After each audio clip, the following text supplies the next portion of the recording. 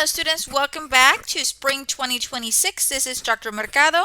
I want to welcome all of you back. I hope that you all enjoyed the short winter break that we had and that we are ready to begin a brand new semester.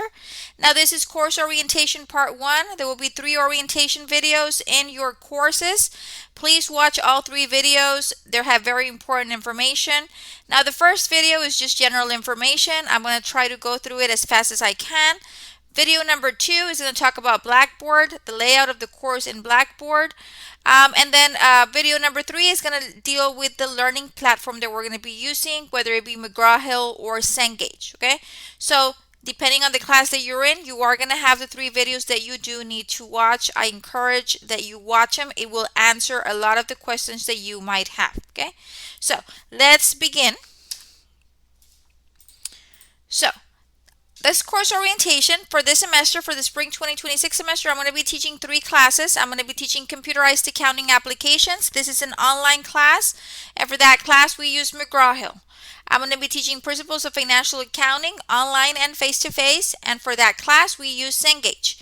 And I'm also going to be teaching 2302 principles of managerial accounting online and face-to-face, and we will also be using Cengage. Okay, so depending on the course that you are taking will be the learning platform that you're going to be utilizing, and there will be a video associated with that learning platform. Most of my students are very familiar with Cengage. That is the platform that we use the most. McGraw-Hill is a special kind of assignment because that is an Excel course, and unfortunately Cengage doesn't have anything to offer.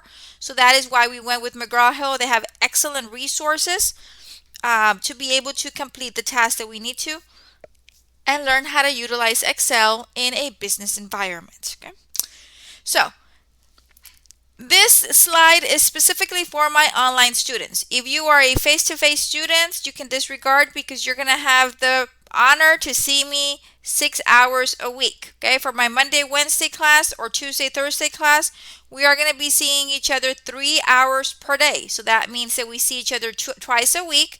3 hours a day. That means that you're going to get to see me 6 hours. If you are registered for a traditional face-to-face class, please make sure that you do attend face-to-face. Okay, that is the whole point of you registering for a face-to-face class.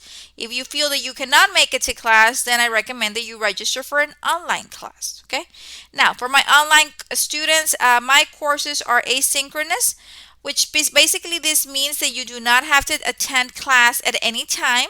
All of the resources are provided to you in your weekly modules. You've got resources, readings, PowerPoints, lectures, whatever it is that you need to be able to complete the task, along with all of the necessary assignment links. So all you have to do is open your Blackboard, go to the week that we're in, and you'll have everything that you need there. Now you have the entire week to work on your assignments. Okay, even though the course is asynchronous, which means you get to work on it and jump on at whatever hour you like, you do have deadlines to meet. I encourage both my traditional and my online classes to print a copy of your course syllabus and have it handy with you. Okay, I do not accept the excuse that I did not know the assignments were due, because they're clearly stated in your syllabus in Blackboard, and I post weekly announcements each week. Okay, so you need to take responsibility and ensure that you are aware of what needs to be completed by what date. Okay, now asynchronous courses basically gives you a window, in this case a weekly window, for you to complete your assignments. Now there's some pros and cons for asynchronous courses. They obviously provide flexibility. Students can engage in the course whenever, however, and how frequently they want. Students with demanding circumstances in personal lives, such as children, aging parents, ill spouses, work, anything of that nature, allows for students to work around their regular lifestyle and be able to complete their class activities. Okay, now there are some cons to asynchronous courses. Sometimes students just feel distant, that they're not having much interaction. I encourage that students create study groups with each other, that they communicate through Pronto, through Blackboard, whatever platform. A lot of students create WhatsApp group. That is perfectly acceptable. I highly encourage that students work together and help each other out. Okay, and this is help each other understand the content, not help each other give each other the answers. Okay, So, the flexibility of asynchronous courses can act sometimes as a burden, requiring a higher level of personal accountability. You have to be accountable for your time management, for your commitment, and for your work. So, this puts extra effort on the student to be able to keep up with their coursework. Okay. And if a course requires group work or group projects, scheduling and collaborating with other students may become an issue. Um, I don't see it becoming an issue because I give students sufficient time to plan, to get together with their groups, to allocate the work, and to work on it. Okay, it's just a matter of communicating. There's a lot of methods that can be used to communicate in Blackboard, email, WhatsApp, Pronto, Teams, whatever works for you. There's many ways of communicating. It's just a matter of being proactive and adhering to the instructions. Whenever you're instructed to get with your group, you get with your group. Okay. Now, having said all that, whether you're a traditional student or online student, if you have any questions, I do have office hours, and I'll share with that information to you later on.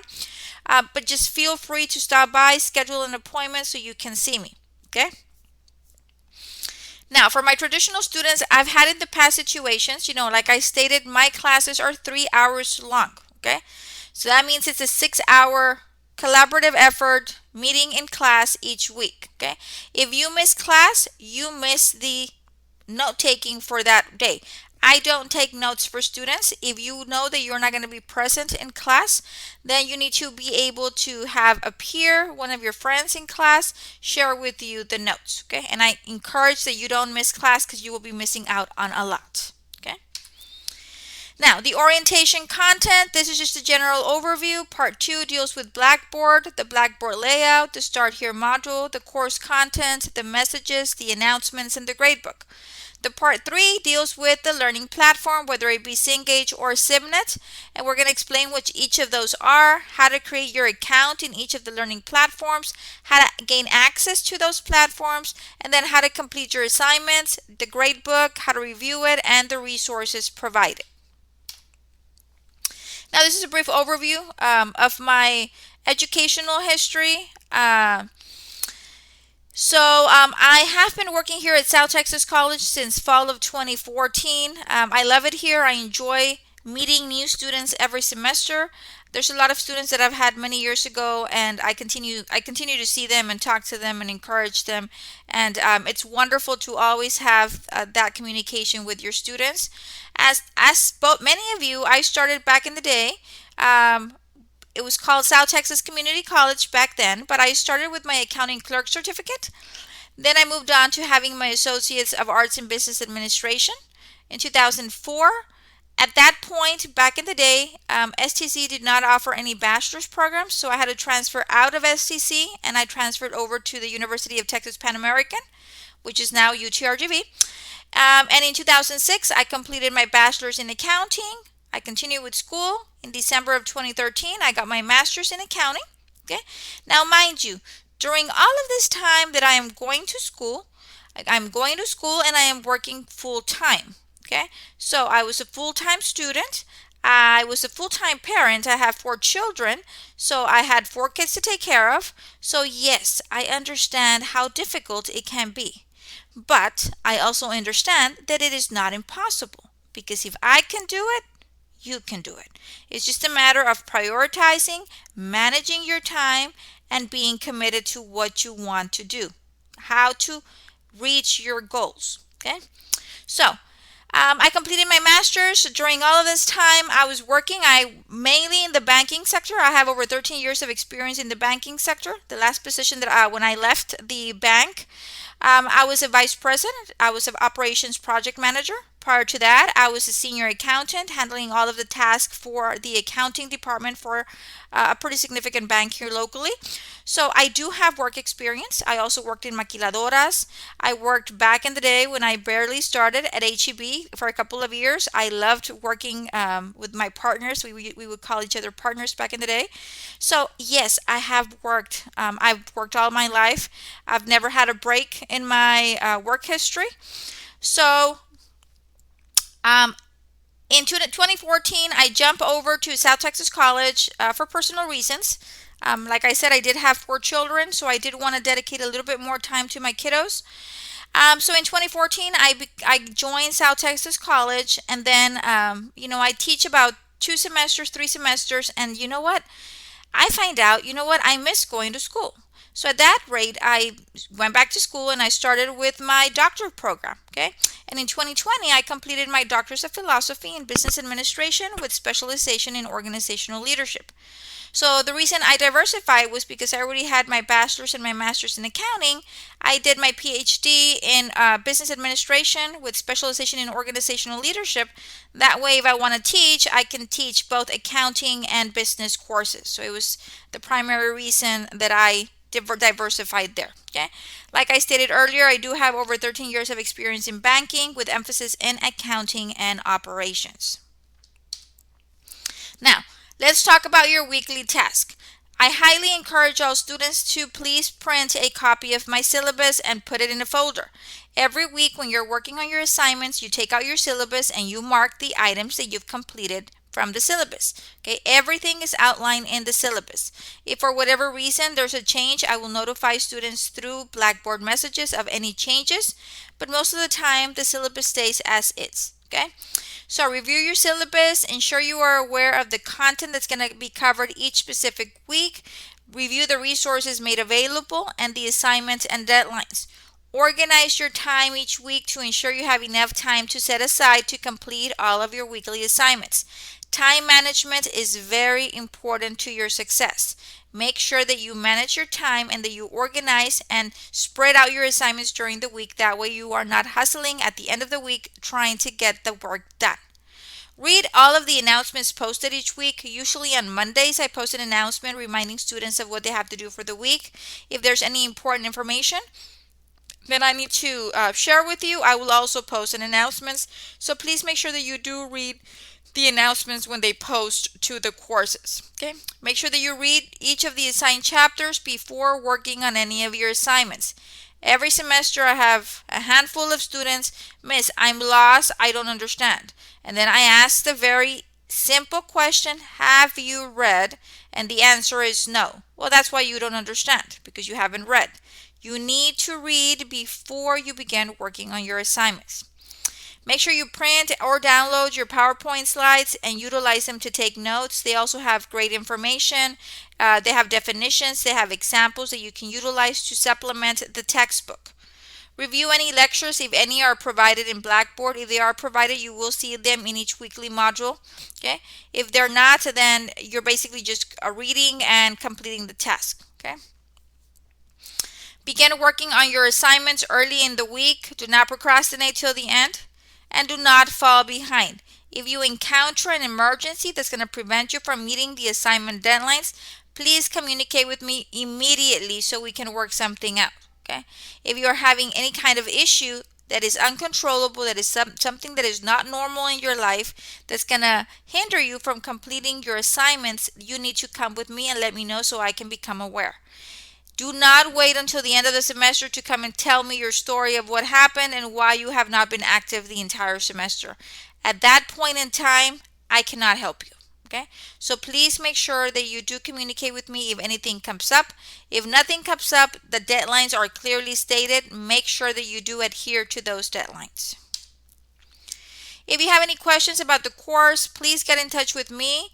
My preferred method of communication is Blackboard messages. That is why the reason behind that is because it tells me who you are and what class you're in. Okay, sometimes I've had situations where I have 8 Joses. Okay, and the student emails me and they don't tell me what class they're in, and then I have no idea what Jose it is. Okay, so please make sure that if you have to communicate with me, you do it through Blackboard messages. That way I know exactly who you are. If you need to speak with me outside of my scheduled office hours, please let me know so we can schedule a date and time that works for both of us. My office hours this semester are Monday and Wednesday from 11:30 a.m. through 1 p.m. and then Tuesday and Thursday from 9 a.m. to 10 a.m. Okay. My office hours will be in my office. The location is Pecan J2.1006, the second floor of the J building at the Pecan building. Okay. To have a successful course, students must stay organized from day one. Do not fall behind. I do not grant extensions to complete assignments. All assignments are due on the designated due dates. Please make sure that all assignments are completed. Only if an emergency happens where, I've had students that have been involved in car accidents, they've had a death in the family, they've got children in the hospital. I understand. Okay, you just need to let me know so I can be aware why you're not submitting your work and so we can establish a plan to get you back on track. Okay? So, this is the end of our first orientation video. I am looking forward to an amazing spring 2026. If you have any questions, please feel free to reach out to me or stop by during my scheduled office hours so we can discuss it or I can help answer any questions that you might have. Okay, so make sure that now you go on and you watch the video, Course Orientation Part 2, which is going to deal with Blackboard. Thank you very much and have a wonderful first week of classes.